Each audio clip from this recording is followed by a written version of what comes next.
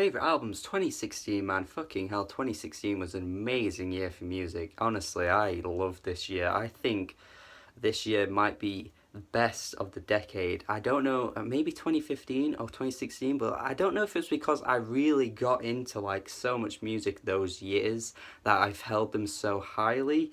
But man, 2016, I just think it was just impeccable for fucking music. I'm really excited for this list in particular. I've been excited the most for this one since doing these lists because I think this one is the most unique list of my years. I think this one has the most obscure albums because I'm a hipster, and also the ranking of albums is quite different to a lot of other lists. I don't know, I just think this is my like best list because of how personal it is. A few honourable mentions: Anna Meredith with Varmints, a really cool experimental electronic music album I thought was really cool. And another honourable mention, Neo with For All We Know. R&B is huge right now, and this album didn't really get that much attention, so when R&B albums that are this good don't get that much attention, I'm just like, how? Like, how? Well, let's get on with the list. And number 50, Adia Victoria with Beyond the Bloodhounds. This is a really great and unique indie rock album and garage, like, punk album that I thought just was so good. And Adia's voice is just so, like, heavy. I think this was such a great rock album from 2016. 49, Karen Jonas with Country Songs, a really nice little country album for those that love country music. And then number 48, the I.L.Ys with Scum with Boundaries. I thought this was such a great album. Number 47, Swans, The Glowing Man, really great album from Swans. And then 46, Josef Leimberg with his really cool jazz album, which I thought was really creative and probably the best jazz album I heard in 2016. Number 45, Pop 1280 or Pop 1280, I don't know,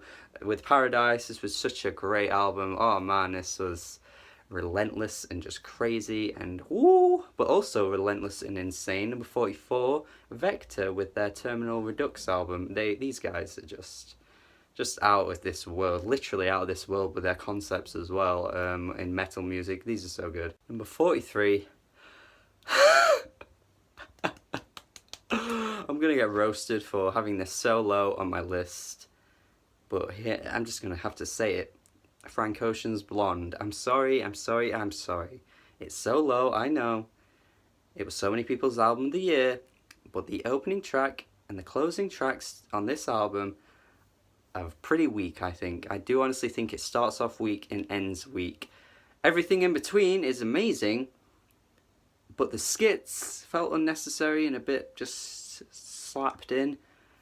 And the music is honestly beautiful, but I don't know, it just didn't click with me the whole way through like it did with everyone else. Maybe I'm a pleb. Tell me I'm a pleb. But you can't convince me that Nike's is a great song. I'm sorry. And I'm sorry. Number 42, Young Thug with Jeffrey. This album is wild and eccentric, and oh my god, this is the best I've ever heard Young Thug sound. Way better than Bar 6. That shit was shit.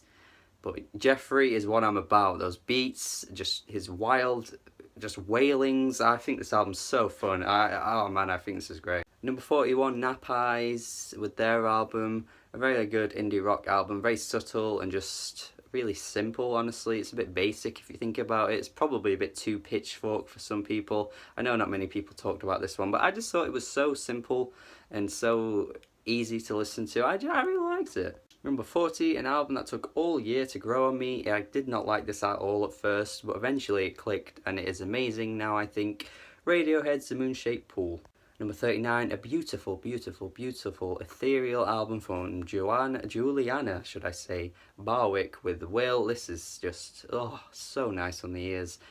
And then 38, we have Beyoncé with Lemonade. Never really been that into Beyoncé. Thought she's always been like the most overrated person on the planet, but this album, I cannot deny, this is a brilliant album. Pinegrove at 37 with Cardinal, great album. And then 36, we have Ka with Honor Killed the Samurai. This album honestly keeps getting better with each listen. I think this will age really well in the future. This is such a good album. 35, another one I'm going to get roasted for, Kero Bonito. In it's good. It is good.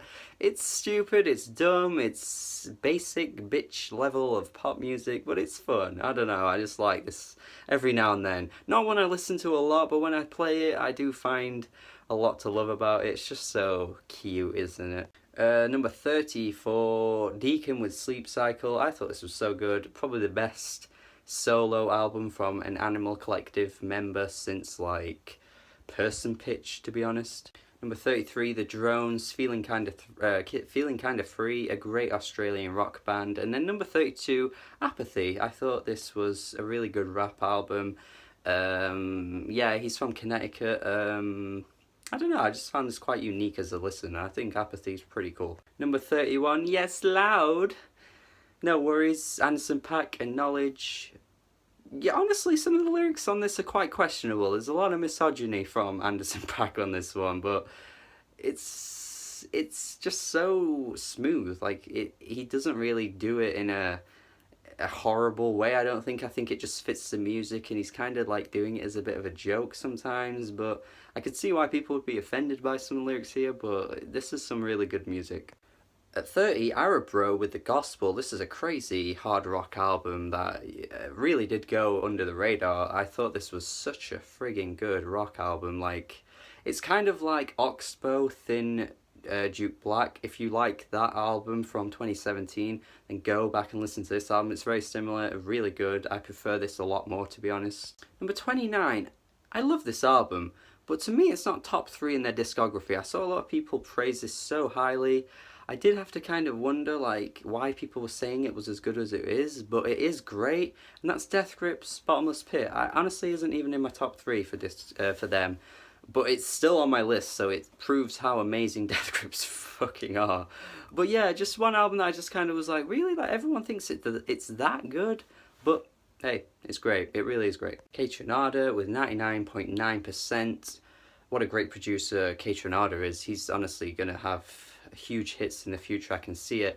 And then 27, we have Regina Spektor. This album, at the end of 2016, I don't know how I did this, but I forgot to put it on my list. Like, this was one of the first times I forgot about an album. And then I looked at my list later on, like, in early 2017, I was like, why isn't this on my list? So then I had to add it on. Really weird. Thought I'd let you know about that. I thought it was kind of funny. Number 26, Childish Gambino, Awaken My Love. One that dropped really late in December, missed a lot of lists. But, hey, this is great. Like, this is the best, like, interpretation of 70s funk and soul music that you're probably going to hear in the modern day. I don't think anything can top this. I thought this was so good, and yeah, really good, and everyone knows how good it is at this point anyway. 25, I.L.Y with Lead Poison. Honestly, why was this not on, like, any lists I saw? He is a brilliant rapper. Like, seriously, go listen to this album. He has got some amazing concepts. Just some of the most unique song topics and concepts for songs I've heard on a hip-hop album in so long. Yeah, he's great. 24, Injury Reserve with Floss. Fucking love Injury Reserve. This has just banger after banger after banger after banger after banger after banger after banger. And 23, I think I'm the only person ever in the world that liked this, but De La Soul's album that came out, which was like a Kickstarter campaign, and eventually they got enough funding to release it. I thought this was really good for a comeback album. I don't think anyone else out there cared about it, but I liked it. 22, one of the best West Coast rap albums of the decade, honestly. YG's Still Brazy. And then 21, Sturgill Simpson's really cool country and many other genres fused in with his album, whatever I'm saying right now. It's great. I like Sturgill Simpson, one of the best country artists out there. Actually, not the highest country album on the list, though. We're at the top 20, and the number 20 is Denzel Curry. Fucking hell, Imperial. This album slaps fucking hard. Like, seriously, man. Oh, these are just absolute bangers. Like, I can't think of words to describe it. You don't usually get, like, this hype music from rap artists where the rapper actually is lyrical as well. Of course, you got, like, Lil Pump now, and your Lil Xans and all that shit that's coming out. Actually, I don't hate Lil Pump as much as some people do, but, like, this is the best of the bunch, I think. I think Denzel Curry has the most potential to do some more with this sound than all the other artists that are doing this kind of thing have. Yeah, this album's amazing. ULT, Gook, what? 19, never really understood all the hype and buzz around this artist. Thought he just made some really bland lo-fi garage rock that sounded like it was ripping off 70s music.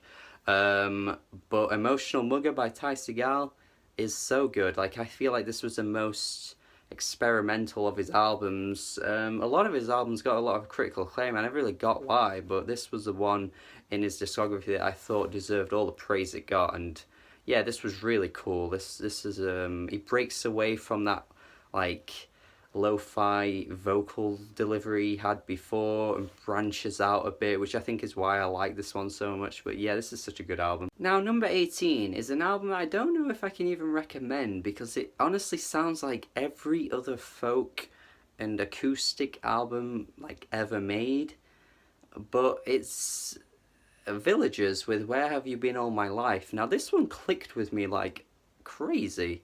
Like, I don't know what it was, but I just think the music on this album is so warm, it's so wholesome, and it just kind of gives me this fuzzy feeling inside when I hear it.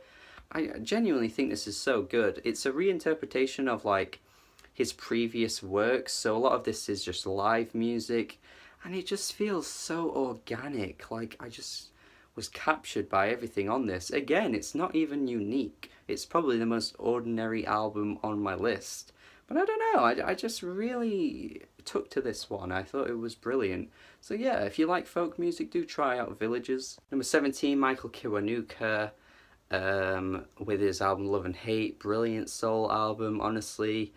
I think this album is just superb. Like, the opening track Cold Little Heart is honestly probably the best opening track of the entire 2016 album releases, and it even ended up being the theme song for Big Little Lies, which is pretty huge. I hope that gives him a bit more popularity in future. And you know, this is so good. Honestly, his vocals are just brilliant. Like, if you think like Sam Smith is like the best soul singer out there right now, you're just wrong, because Michael Kiwanuka, man, he's just amazing. Number 16, that country album I just referenced a minute ago. That's like my country album of the year. Sorry, Buffalo Staple, country music is good. sometimes it's good. It's a lot of time crack shit, but Southern Family Compilation. The only reason anyone knows this is because of Spectrum Pulse, so don't even lie if you're going to say that you know this some other way. But yeah, this was like one of the best country albums of the decade, man. This was brilliant. Honestly, had some like really well-known artists come together in the country world who I've never really cared for, but on this album it was just produced immaculately. Like, oh my god. Yeah, this is brilliant. Number 15, Nick Cave and the Bad Seeds, man. Skeleton Tree. How horrible is this album? Like, seriously, it just crushes you. It really crushes you. Like a motherfucker. But it's amazing. Nick Cave puts in his all on this album. Like, this is just, oh, it is so just, like I said, it's horrible. Like, it really is just emotions poured in onto this album about his son and about how his life has been, you know, like since the death of his son. Like, you just can't even fathom what that must be like. But hearing this album, he really pens some just beautifully crafted songs. Like, yeah, oof. Honestly, it's amazing. It is absolutely amazing. It's soul-crushing, but it is beautiful. And number 14, I must hate myself for putting myself through all of this trauma, but we have Touche Amore, Stage 4. An album about losing his mother, I think it is, to cancer. Oh, I mean, I didn't really know, because obviously this is like a hardcore album. A lot of the vocals are screamed and shouted, like just like your La Dispute, I guess. But I think Touche Amore are better than La Dispute. And once you read into the lyrics, you do actually realise like how crushing this is. Like, and I think the reason why I connected to this one a little bit more was because the music was really like punchier than Nick Cave. Even though Nick Cave's is beautiful, this one just kind of throttles you a little bit, because like when you just listen to the music for the music, it really is energetic and punchy and brash. So I do like that style of music anyway, but just like reading lyrics is just painful, but it's really beautiful as well at the same time, and well written. Yeah, I love this album. Number 13, we're on to happy music now. No Name Gypsy, well, just No Name now with Telephone. This album is so inviting. Like, I just love No Name. I just want to get to know her and just hang out with her, because this is that kind of album, you know, it just makes you so happy just listening to the bright music. Oh, it's just so sunny. There's just nothing about this that you can ever just turn away and say, nah, I'm not going to listen to this, because it just makes you so happy. Like, honestly, No Name, you are just so cute. You're just so cute. Number 12, Charles Bradley with Changes. Oh, man. This guy just pulls from that 70s soul sound perfectly. I fucking love this album. I just think Charles Bradley is amazing. He did die actually in 2017, unfortunately, due to an illness. But yeah, if you think that you want to hear some modern music that sounds like it came from another era, but it's not totally ripping it off, because it's done by someone that knows exactly what they're doing and exactly how to make that sound, then go for Charles Bradley's Changes. Number 11, Xenia Rubinos with the album Black Terry Cat. Really cool, quirky pop album, very artful as well. Some really interesting social observations on this album too. She's really lyrical. So if you want something like a bit like Tune Yards, then I'd go for this. This is a really fun album. Top 10, top 10, top 10. Open Mike Eagle and Paul White, Hella Personal Film Festival. Sometimes I do think this is a little better than Dark Comedy, but I think it's just because it's catchier. Like, it is his catchiest album for sure. These are straight up like pop rap songs, but the production I think is the reason for that. But again, it's just your usual Open Mike Eagle, doing his thing, being hilarious, and just having so many brilliant interpretations of the way things are. Yeah, Open Mike Eagle, you all know him by now. He's an amazing art rap artist from this generation that I hope will continue to see success and continue to grow his fan base, because this is what hip hop needs. It needs someone like Open Mike Eagle. It really friggin' does. Number 9, A Tribe Called Quest. We got it from here. Thank you for your service. What an amazing farewell album this is. Could potentially rival some of their best albums, which is crazy because that's such a rare thing to do when you are like making your final album, or making an album years after some of your best work, and you can still keep it to the level of work that you once were able to do. This is such a nice passing of the torch too to like the younger generation. I feel like this is just them saying, you know what, we've done our thing, we want to pass it over now to the next generation, but to do it with such amazing music, it's just an amazing feat to achieve. Like, A Tribe Called Quest, one of the greatest hip-hop groups of all time, and they certified that with this album. Like, seriously, I just was not expecting how good this was going to be. Fucking love it. Number 8.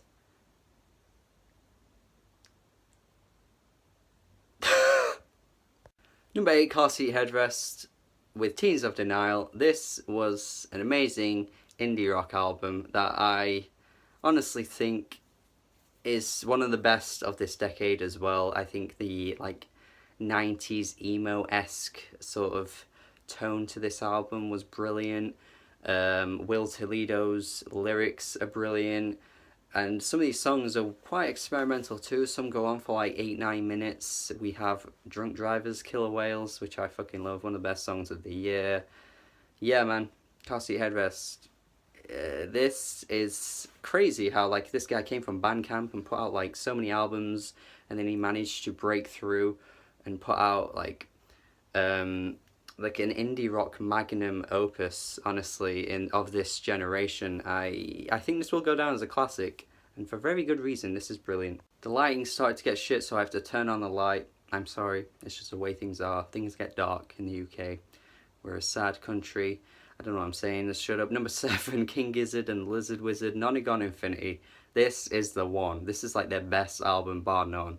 Period. I don't even care what people say. Nonagon Infinity, best King Gizzard album. And this is just insane. Like, the way that they flow every track into each other. And then right at the end, just when you think it's friggin' over, nope, it loops back into the first track. So you can just continuously listen to this on repeat. And I just don't think you'd get bored because the music's that good. Like, King Gizzard on this album just brought their all to this. And tracks like Gamma Knife are just catchy as hell. Oh man, this was brilliant. This is honestly brilliant. And this will go down as their best, I think. Because they've put out so many albums now that you're going to have to pick one album that people will latch onto. And I think it'll be this one. Number 6, Angel Olsen, My Woman. Yeah, Buffalo Staple, I know you don't really like this, but I think her approach on this album was brilliant. Like, the first half of the album is happy songs for, you know, that happy feeling, but then it shows the other side, the flip side on the second half of the album where the songs are slowed down. They're just sadder. They provide a different perspective for those emotions that people go through. I know it's not the most unique thing, but the music on here is honestly really, really good. The faster tracks are just anthems like Shut Up and Kiss Me, but then the slower, sadder songs just provide so much introspection that I do just really appreciate Angel Olsen's style on this album, especially considering before this she was very lo-fi and a bit bland, but you really got a personality on this one. It came through and shined. Yeah, I think this is brilliant. Worry by Jeff Rosenstock at number 5. Oh man, this guy is brilliant. Honestly, I think for pop punk in the 2010s, it's been so weak, and I think it just needs to go because pop punk now is terrible, but Jeff Rosenstock is honestly bringing it back. He is just showing that there's still like gas in the tank type thing for the genre. There's still ideas, because in the second half of this album he just has these like 6 to 7 tracks that go insane. They're chaotic as fuck and they go into each other like seamlessly, just like firing constantly. It's like you're at a concert, like he's just playing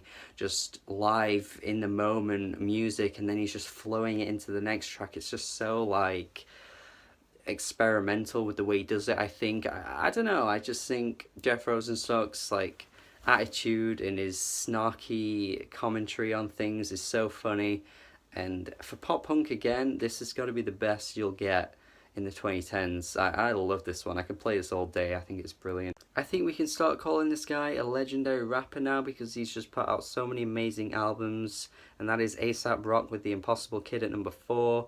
This is the place to start for his music as well, because it's the most accessible album.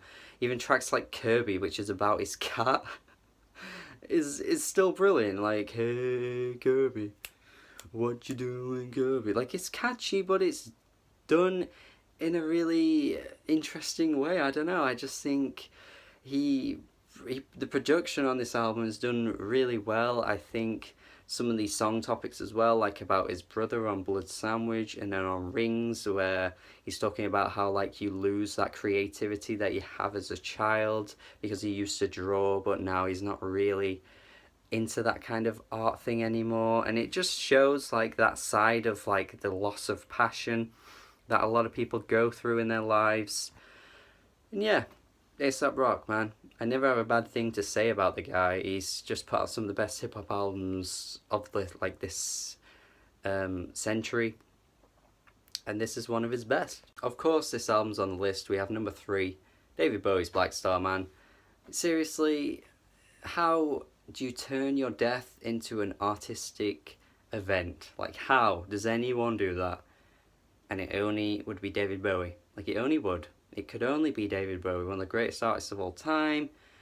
And yeah, this album, man, it just was weird, you know, when he died, and then you listen to the album again and you just notice all those little things that he referenced, like Black Star, you know, it could have just been something you would have seen a mile away, like just the way he's talking about like a black star, it's him, he's talking about him, the death of him, he's the star, and like no one caught on until he died. Like, it's so amazing how I was able to do that, and it's so weird that we've turned it into such an amazing thing. Like, we've turned his death into a celebration. Like, I can't believe how that has happened. It mind blows me. Like, mind blows me, blows my mind away. Woo! David Bowie, man. David Bowie. Number 2, Danny Brown. Atrocity Exhibition. This album, yeah. Paul White was on this album too, producing some tracks. He did that Open Mike Eagle album. This guy's got some talented production ideas. He needs to be on more projects, because I think in the future we could get some continuously amazing music, because this production on this album is fire as hell. Like, Danny Brown on When It Rain, what the hell? Like, that song, when I heard it, I was like, what? Ain't it funny? Like, how does anyone rap over a beat like that? Like, it's just never something you would hear. But of course it's Danny Brown. And the posse cut with Really Dough, yeah, with Earl Sweatshirt coming in at the end, that song, man, is just brilliant. Oh, yeah. You all know why this is here. One of the best albums of 2016. Maybe the best Danny Brown album. I'm sometimes never sure if it's XXX or this one. I just can't decide. I'm never sure. Like, I don't know. Tell me what your Danny Brown album is, though. Tell me what it is. What's the one? What is the one? Atrocity Exhibition, though? Fucking great. So my top 10 has been inundated with the most critically acclaimed albums of 2016. Perhaps some of the most of the decade too, like with Black Star, Danny Brown's album, A Tribe Called Quest's Farewell album, Car Seat Headrest. Like, these are some of the biggest albums of 2016, and probably will go down as some of the biggest of the decade too. That Angel Olsen album really was loved by many. So my number 1 is probably going to be like a surprise to people. Like, people are going to be like, really? Out of all of those, you picked this? But I don't know. This is the one for me. Anderson .Paak, Malibu. Yeah, Anderson .Paak's Malibu, man. I have not heard pop music sound this good in so long. And the way he fuses it with R&B and hip-hop as well, and soul, like, he just brings it all together, man. And he put out some brilliant songs. I can't believe this guy hasn't even had like a number 1 hit yet, but I think he's on track to if he continues putting albums like this out, because this album is just a perfect pop album to me. I know there was that interlude track that wasn't that good, honestly, but everything else on this, mate. Am I Wrong with Schoolboy Q? Perfect pop song. Come Down, perfect R&B pop song.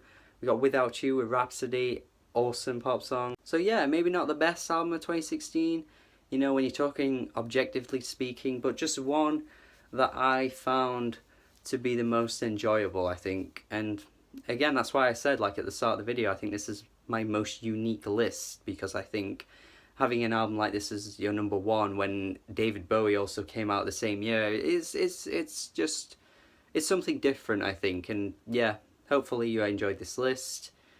Tell me your favourites of 2016, please. I love it when everyone comments their favourite albums. I think it's so good that everyone groups together and just talks about their favourite music. I love stuff like that. So keep doing that. Let me know what your album of 2016 was. Tell me about my list too, if I was wrong. And yeah, that's the list. 2017 coming soon. So yeah, have a good day.